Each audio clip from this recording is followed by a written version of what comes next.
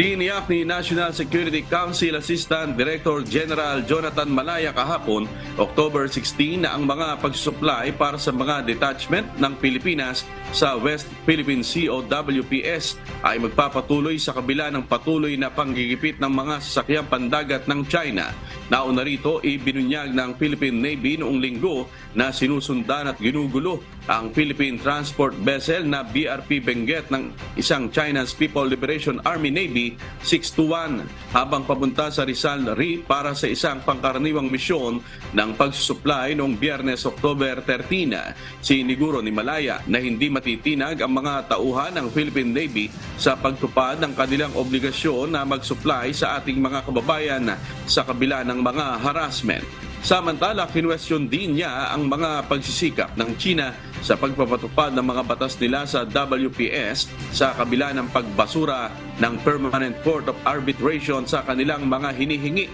sa buong South China Sea.